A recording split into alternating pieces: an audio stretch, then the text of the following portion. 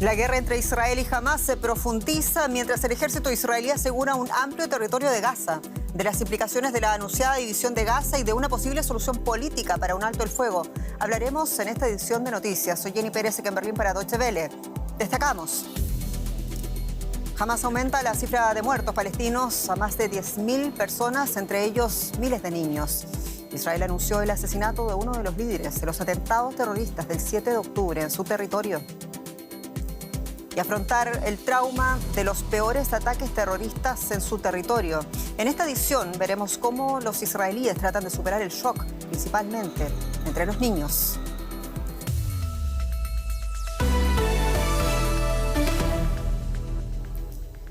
Más de 10.000 personas habrían muerto en ataques israelíes contra Gaza, según datos no verificados aportados por el Ministerio de Salud de la Franja, bajo control del grupo Hamás. Hamás anunció estas cifras un mes después del inicio de la guerra, tras los atentados terroristas que perpetró el 7 de octubre en Israel, dejando a 1.400 muertos y 240 secuestrados, entre ellos decenas de niños. El domingo el ejército israelí publicaba lo que asegura son pruebas de que Hamás usa escuelas y hospitales palestinos como escudos humanos. Mientras tanto, Israel ha intensificado sus ataques en el norte, rodeando la ciudad de Gaza. El ejército israelí afirmó que gracias a incursiones terrestres lanzadas hoy pudieron reducir la capacidad de Hamás de lanzar contraofensivas. Los cohetes iluminan el cielo nocturno sobre Gaza. También caen bombas durante el día. Israel ha atacado más de 450 objetivos en 24 horas. Al parecer, Ciudad de Gaza está rodeada. El ejército israelí asegura haber encontrado evidencias de túneles de Hamás construidos bajo un hospital. Mientras, la Franja de Gaza ha quedado dividida en una zona norte y una zona sur. Israel sigue pidiendo a los civiles que abandonen el norte y algunos siguen el llamado, como muestran imágenes del ejército. Entre tanto, en el sur la precariedad es enorme. Tras una reunión hoy con su homólogo turco en Ankara, el secretario estadounidense de Estado, Antony Blinken, aseguró que su país trabaja para remediar esa escasez.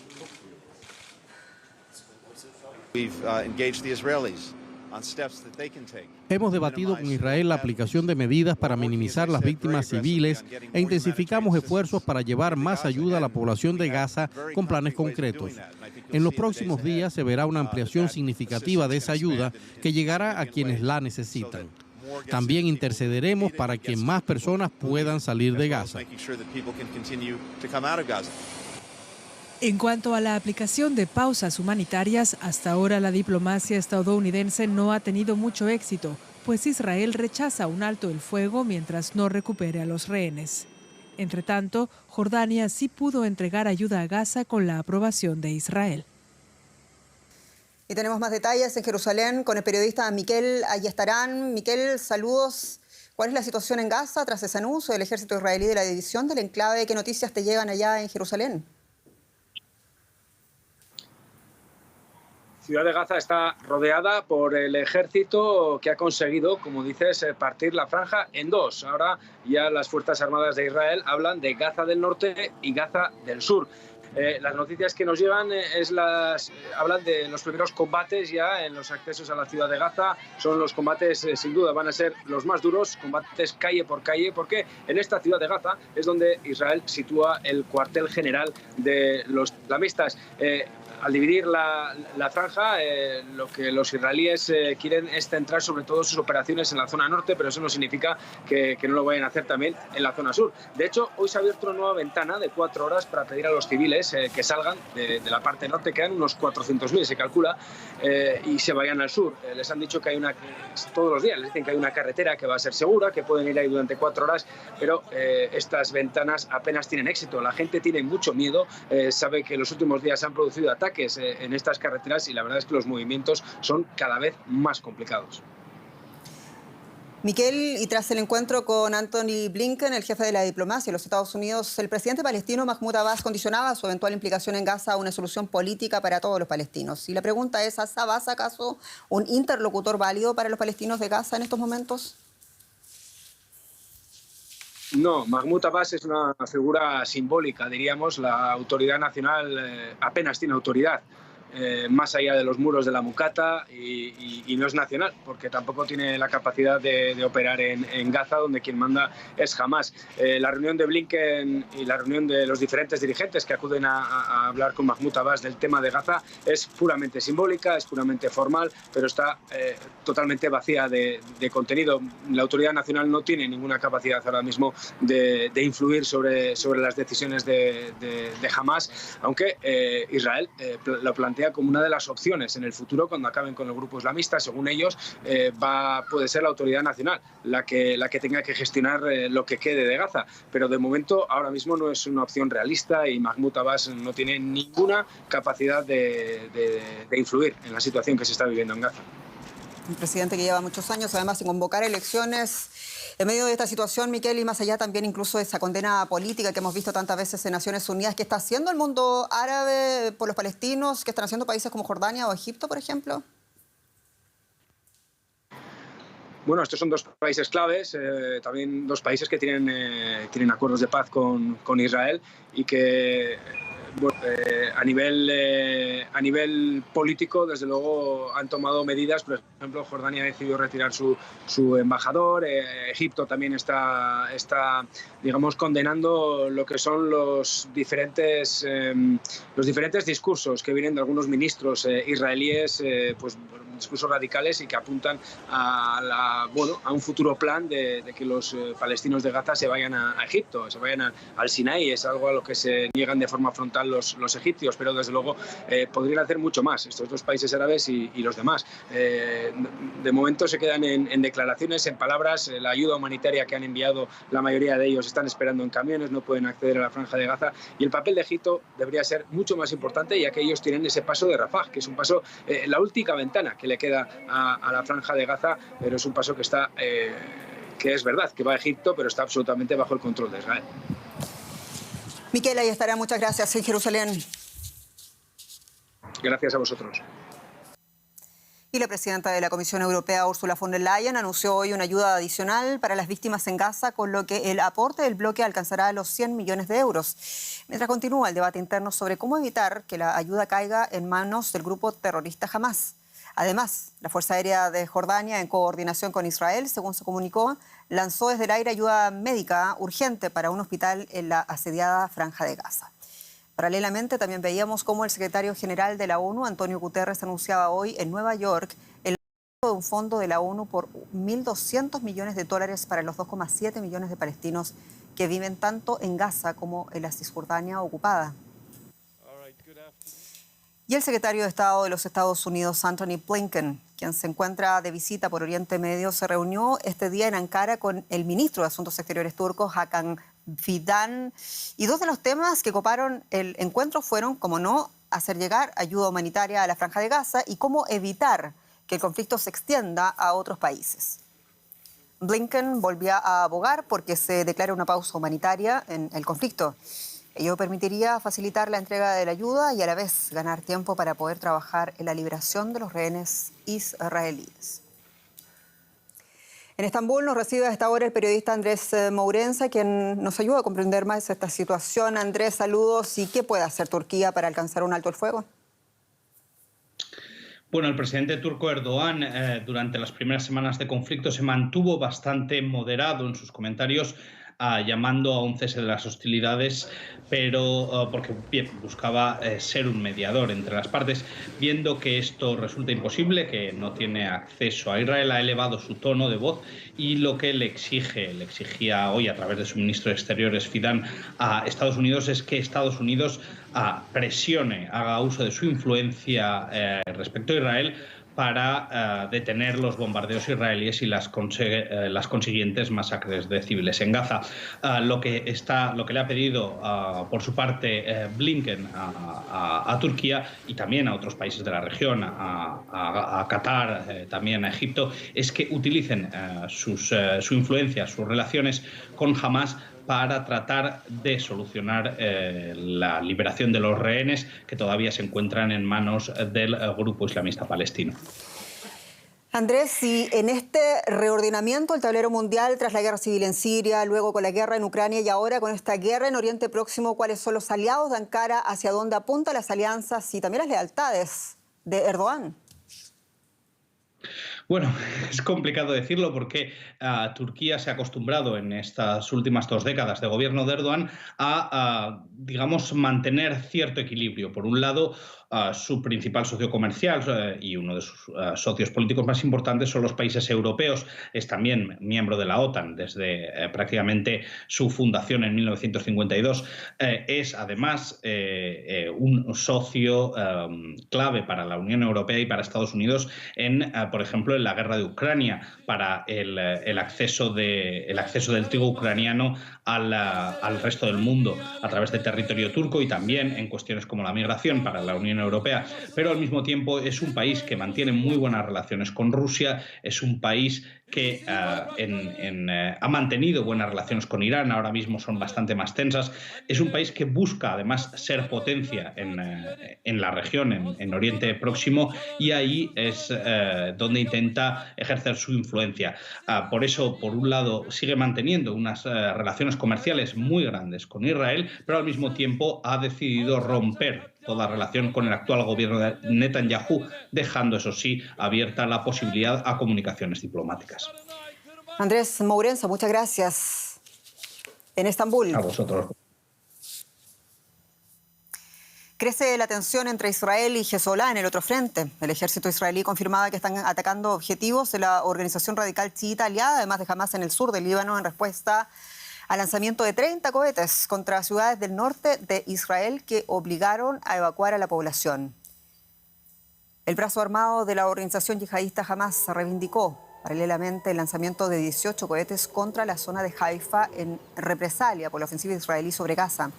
Ante esta escalada de tensión en el sur del Líbano, donde según Reino Unido hay intercambios de mortero, artillería y ataques aéreos, el gobierno británico anunció este lunes la evacuación de varios miembros de su personal diplomático. Para los israelíes hay un antes y un después de los ataques terroristas del pasado 7 de octubre. El país sigue la identificación de los 1.400 muertos, decenas de miles de desplazados internos del sur y del norte, según cifras aportadas por el Ministerio del Interior de Israel. Una sociedad bajo shock tras los peores atentados terroristas cometidos contra civiles en su territorio. Y nuestro siguiente informe nos aproxima a los intentos por superar este nuevo trauma. En Tel Aviv impera la tensión. Esta ciudad, célebre por su despreocupado estilo de vida, aún no se ha recuperado. Todo ha cambiado para Artur Rashkovan. En su escuela de surf ofrece ahora clases para niños israelíes traumatizados.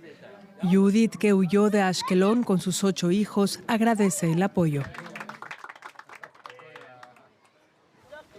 Desde los ataques terroristas del 7 de octubre, es la primera vez que muchos de estos niños pueden olvidar el terror de las últimas semanas. Hace ya años que Artur utiliza el surf como terapia y aunque durante más de 20 años trabajó con niños de Gaza, desde el 7 de octubre ya no cree en una coexistencia pacífica.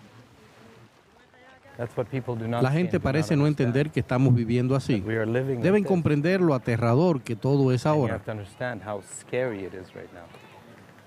La plaza situada frente al Museo de Arte de Tel Aviv se ha convertido en un memorial. El destino de las 241 personas secuestradas por terroristas de Hamás conmueve profundamente a los ciudadanos israelíes. Traer de vuelta a cada uno de ellos es un objetivo que une a la nación. Sus familiares se han convertido en una importante voz política y sus partidarios exigen que no se acuerde el alto al fuego con Hamás mientras Israel no tenga acceso a los rehenes. Israel hace realmente todo lo posible para no herir a ciudadanos inocentes, para no herir a niños y bebés. No somos el monstruo en esta historia. Intentamos hacer todo lo posible para protegerlos, más que jamás. Los cambios que se viven en Israel son más tangibles allí donde conviven judíos y árabes. En Jaffa muchos comercios siguen cerrados. La desconfianza mutua es generalizada. Muchos israelíes evitan las calles de la ciudad. En Abu Hassan, uno de los restaurantes árabes más conocidos, los dueños están preocupados por su futuro. La familia Caravan es originaria de Gaza, pero vive en Jaffa desde hace 3 generaciones. Jalil nació en Israel y tiene pasaporte israelí. Está en contra de la guerra. No resolverá ni mejorará nada. Se está matando a gente, a niños, también a hombres. Tendrá un impacto duradero en las próximas generaciones. Todos los israelíes se preguntan cuál será el futuro de la nación, pero nadie tiene aún la respuesta. Bueno, vamos a cambiar de asunto, vamos a hablar de economía y lo hacemos con mi colega Juliana González. Bienvenida. Muchas gracias, Jenny. Vamos a hablar de China. Y es que China registró el primer déficit trimestral de su historia en la inversión extranjera directa. Esto según datos de la balanza de pagos, lo que subraya la presión de la salida de capitales y el reto que supone para Pekín atraer a empresas extranjeras tras el movimiento de reducción de riesgos de los gobiernos occidentales conocido como desacoplamiento. Según datos preliminares de la balanza de pagos, los pasivos por inversiones directas, una medida amplia de la inversión extranjera directa que incluye los beneficios no distribuidos de las empresas extranjeras en China, arrojaron un déficit de 11.800 millones de dólares en el periodo julio-septiembre.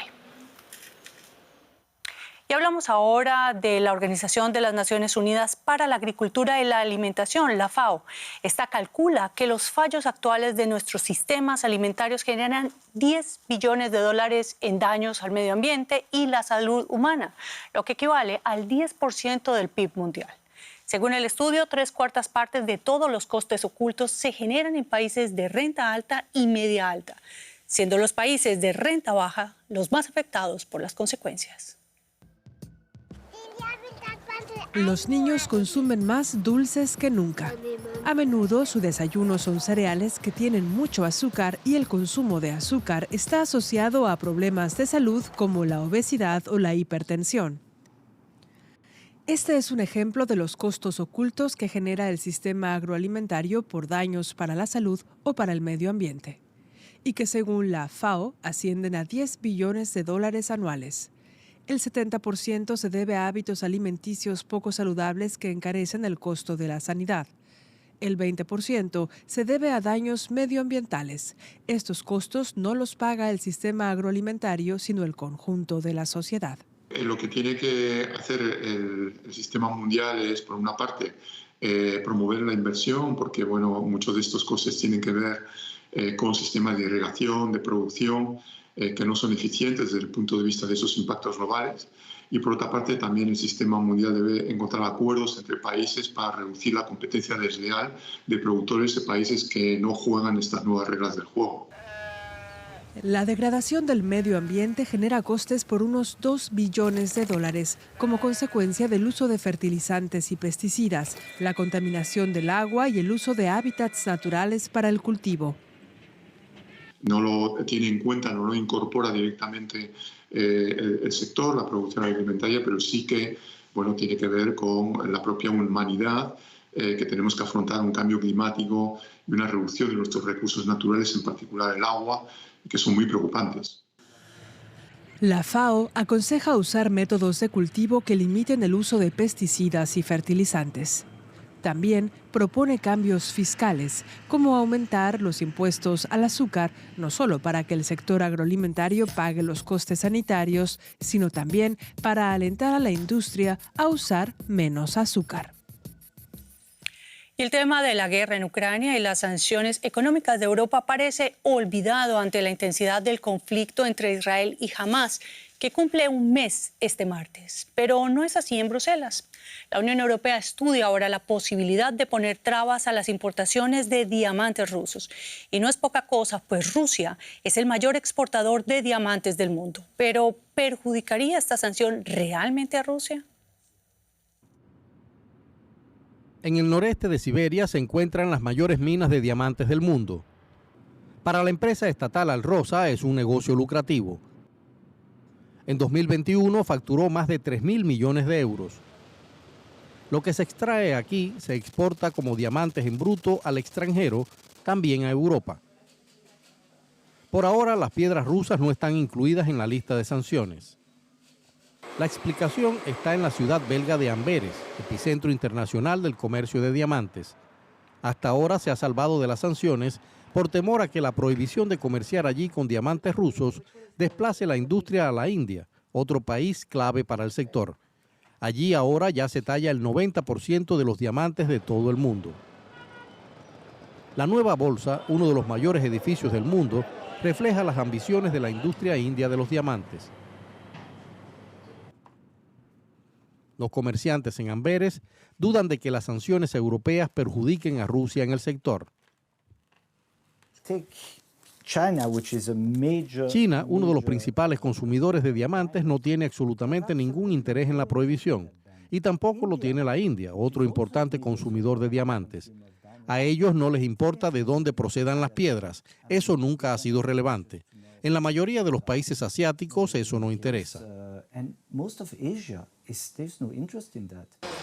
Pero si la India no respalda las sanciones de la Unión Europea, estas podrían resultar inútiles. Solo en su estado bruto es posible rastrear el origen de un diamante. Una vez que es pulido, su rastro se desvanece. La solución sería un certificado de origen obligatorio a nivel mundial, pero hoy establecerlo parece una quimera. Y otro tema que ocupa a Europa es el tema de la migración y en particular a Alemania. Y Jenny con los detalles. Es así como Alemania se enfrenta, pese a los esfuerzos y hasta ahora sin respuesta concreta, a uno de los peores debates, como es qué hacer con los asilantes que llegan o han llegado en el pasado en masa. Eso es lo que están reclamando distintos estados federados del país. Dicen que representa un problema para los presupuestos regionales. La cuestión preocupa a varios de los ministros presidentes de los 16 estados federados de Alemania, que llevaron sus inquietudes hasta el canciller Olaf Scholz en una reunión en Berlín que terminó sin acuerdo sobre el porcentaje de los costos por migrante que deben asumir el gobierno federal y los estados regionales. Y también se discute el endurecimiento de las leyes migratorias. Alemania ya ha recibido este año casi 240.000 solicitudes de asilo y se espera que a finales del año 2023 la cifra supere los 300.000. Además, Alemania ha recibido a más de 1 millón de ucranianos desde que comenzó la invasión rusa en 2022. Bueno, los jefes del gobierno de los Estados Federados aseguran que la falta de recursos incrementa el rechazo a la migración y al racismo. A continuación, vamos a dar una mirada a la experiencia en la ciudad de Goslar. En la pequeña ciudad de Goslar, todo lo relacionado con los migrantes despierta emociones y divide a la opinión pública a pesar de las historias positivas. Una de ellas es la de Najib Saed Ahmad. Hace 9 años huyó de una Siria devastada por la guerra y ahora es propietario de una farmacia. Aquí soy feliz. Al principio fue difícil, pero luego tuve la sensación de que hay una comunidad que quiere ayudar. Esta ciudad me ha acogido durante los últimos 9 años. El antiguo propietario de la farmacia ayudó a Najib, contento por haber encontrado a un sucesor cualificado. Esto es integración. Nuestras vidas se sostienen gracias a la gente que viene, trabaja con nosotros y ayuda a que nuestra sociedad siga funcionando. Hay personas con mucho que ofrecer a muchos niveles: médicos, ingenieros, carpinteros, enfermeros. Todos son inmigrantes. Si se analiza de cerca, es una situación en la que todos ganan. En 2015, muchos inmigrantes fueron acogidos por los ciudadanos de Goslar, una zona rural con una población envejecida y muchas propiedades vacías. No obstante, ahora las cosas se complican. Desde que estalló la guerra en Ucrania, 2.700 refugiados adicionales han llegado a Goslar. Hay mucha tensión, hay muchas quejas sobre la gente que viene aquí. Las voces que piden que alguien vuelva a tomar medidas drásticas aquí son cada vez más fuertes. Esta pequeña organización de Goslar lleva más de 3 décadas tratando de fomentar la diversidad. Pero ahora la alternativa para Alemania, el partido populista de extrema derecha, tiene algunos escaños en el gobierno regional. Estos partidarios de los refugiados aún quieren fomentar su integración. Creceremos a través de estos debates. Queremos que la gente de Goslar aprenda a convivir con personas de otros países, que se dé cuenta de que hay que conocerse para entenderse y que no hay que dejarse llevar por los impulsos. Najib cree que los discursos populistas se alimentan de otros problemas, como la inflación. La gente siempre quiere echar la culpa a algo y los partidos de extrema derecha sacan provecho de ello. Pasa cualquier cosa y señalan a los refugiados. Pero si la gente se sienta a reflexionar, ¿qué han hecho los refugiados desde que llegaron aquí? Hay historias de éxito que merecen ser contadas, muchas. A pesar de los desafíos en Goslar, muchos siguen trabajando para mejorar la convivencia. Y vamos a finalizar con la recapitulación de las noticias, el tema con el que abríamos este noticiero. El expresidente de los Estados Unidos, Donald Trump, compareció ante la justicia en Nueva York para declarar en un caso de fraude civil relacionado con su imperio inmobiliario. Trump y 2 de sus hijos están acusados de inflar el valor de los activos de su empresa en miles de millones de dólares para obtener ventajas con bancos y con aseguradoras. El gobierno venezolano intervino este lunes el centro penitenciario Vista Hermosa, ubicado en el estado de Bolívar. Se trata del 5º penal tomado por los cuerpos de seguridad de los últimos 2 meses. Las intervenciones forman parte de la llamada Operación Guaycaipuro, con la que el Ejecutivo asegura estar desmantelando las estructuras criminales de sus cárceles más pobladas. Y ahora sí vamos a dar una mirada a los principales hechos en la guerra entre Israel y Hamás. El Ministerio de Salud de Gaza, controlado por Hamás, asegura que más de 10.000 personas han muerto en la franja desde el comienzo de los ataques aéreos y terrestres de Israel en respuesta a los atentados terroristas del pasado 7 de octubre en territorio israelí. Y aumenta la tensión en otro frente de fuego entre Israel y Hezbollah. El ejército israelí confirmó haber atacado objetivos del grupo radical chiita, aliada de Hamás, tras las decenas de cohetes lanzados hacia su territorio. El Reino Unido ha pedido a su personal diplomático comenzar a abandonar cuanto antes el Líbano. El secretario de Estado de los Estados Unidos, Antony Blinken, se reunió con su par turco Hakan Fidan en Ankara con el objetivo de asegurar la ayuda humanitaria y evitar que escale el conflicto de la región. Aquí nos despedimos. Muchas gracias por su atención. Hasta pronto.